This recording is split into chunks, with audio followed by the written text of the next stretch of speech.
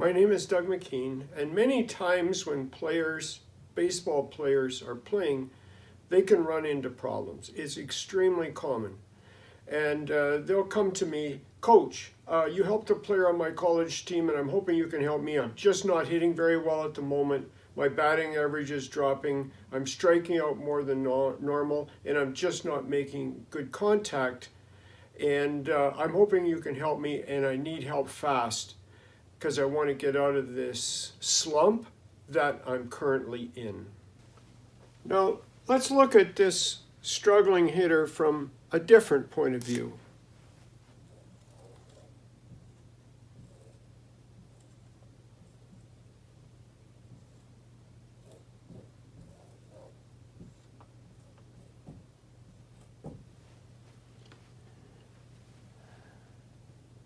We talk about the mind and the body.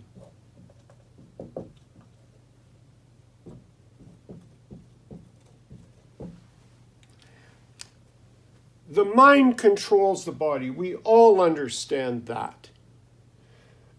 If the person, this is gross, but had they had their head removed, I doubt if they'd be able to hit.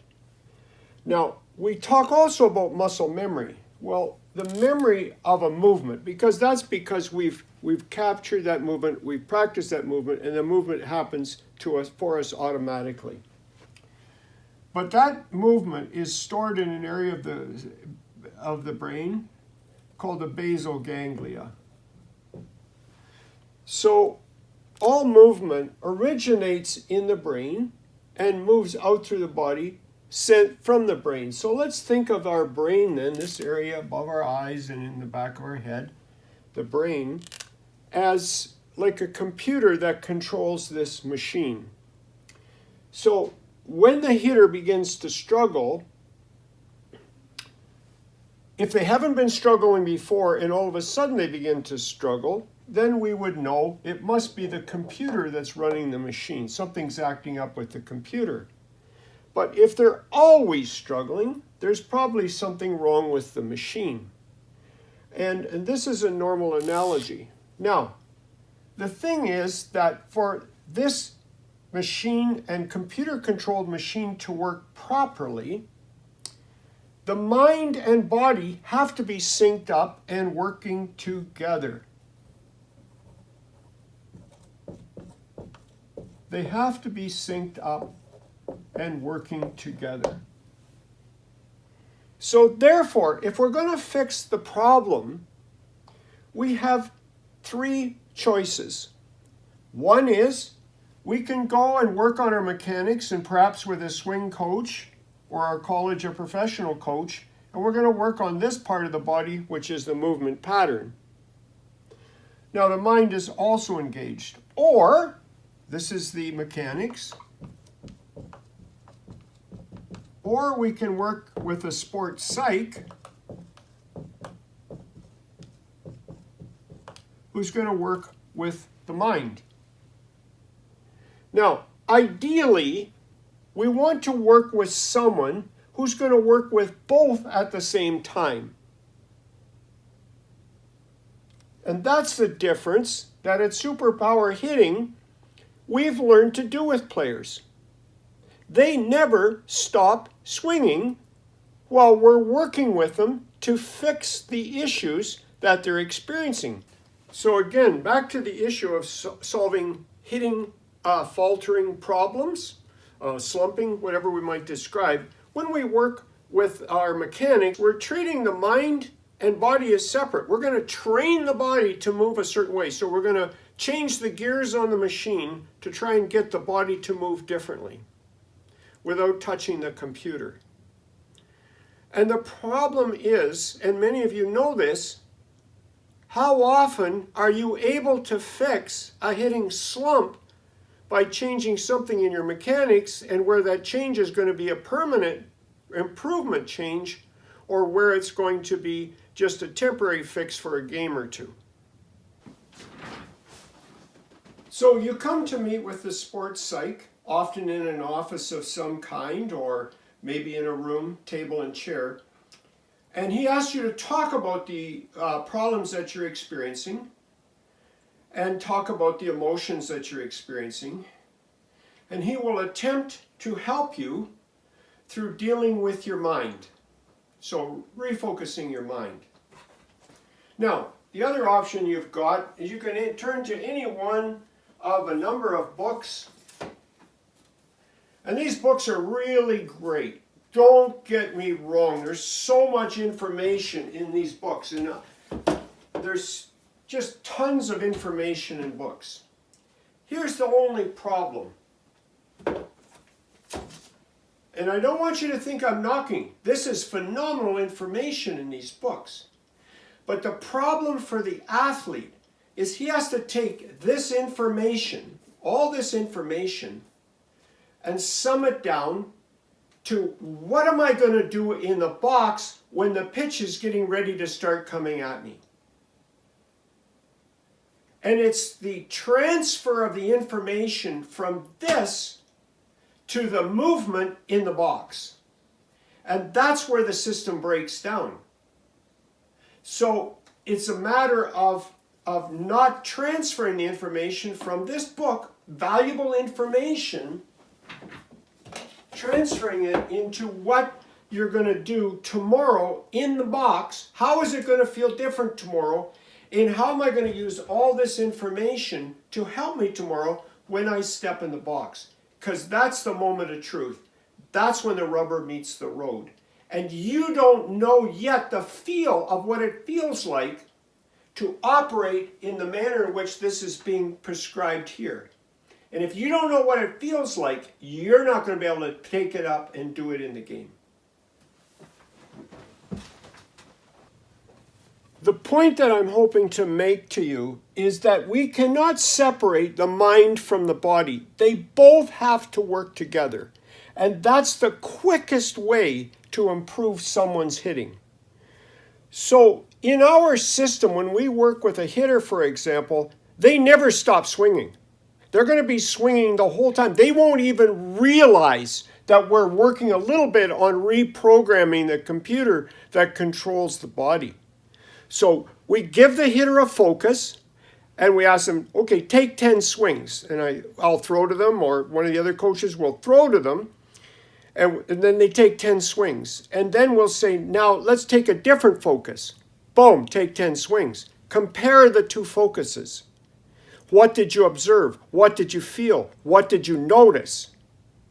The difference is I am not telling them what changes to make.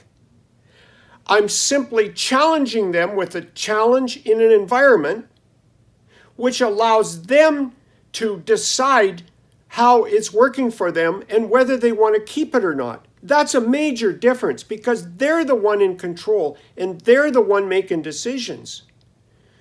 But they're learning this automated machine mind system, controlling the machine, through experience of swinging the bat. That's a world of difference from sitting in an office with me or working on your mechanics with me.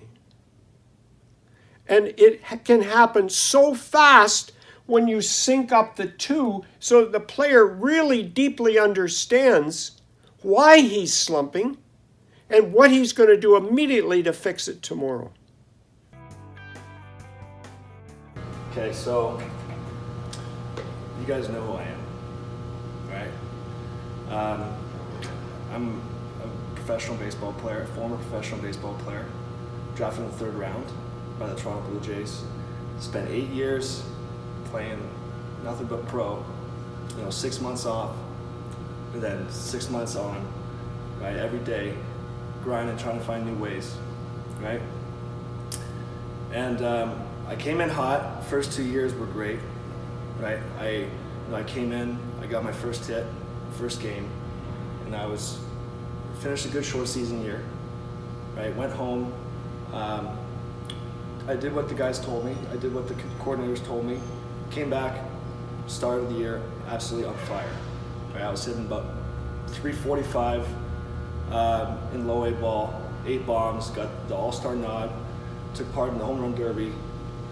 It was an amazing experience, right? But a couple weeks before that was when I started to slide a bit, right? I was hitting 348, 350, right? And started getting to me. I started, pressing a little bit, looking at my stats after the game, relying a little bit too much on the routine I had, right?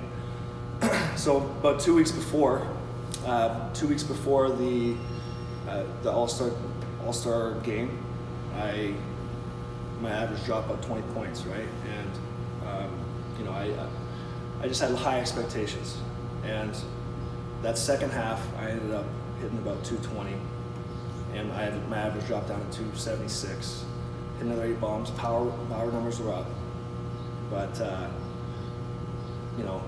something changed. Right? Something big changed. I had a great season, my breakout season.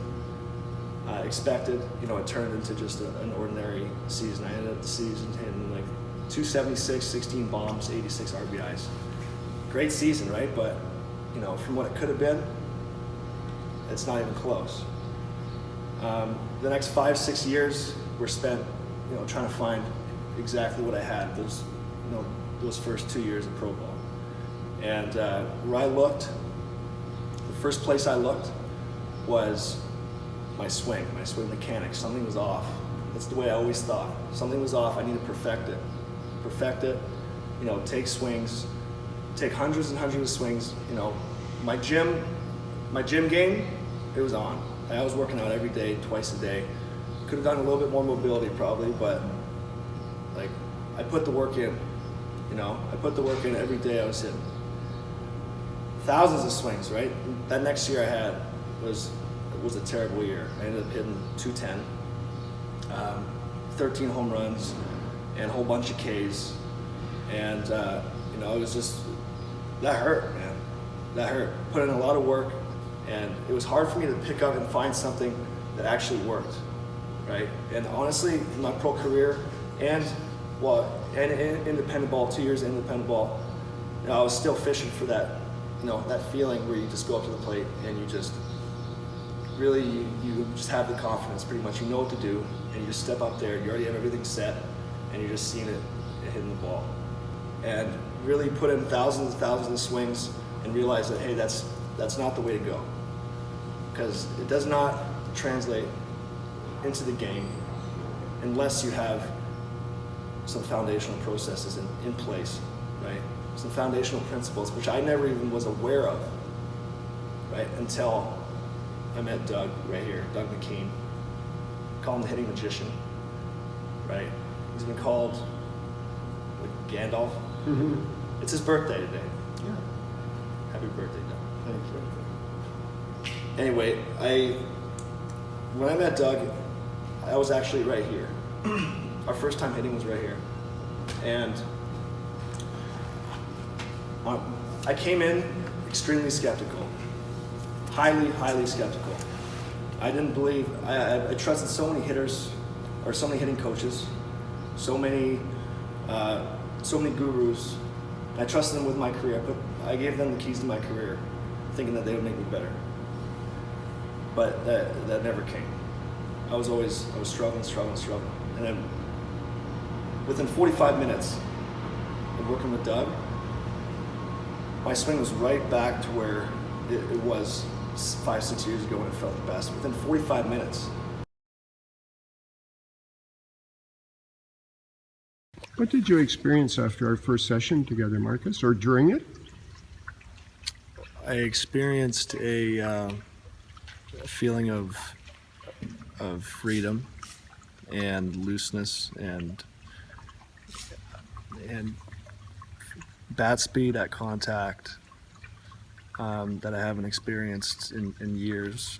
It was just one session, and I have proof of that through another friend who tried the same cues, same mental cues, and he achieved the same feeling, and he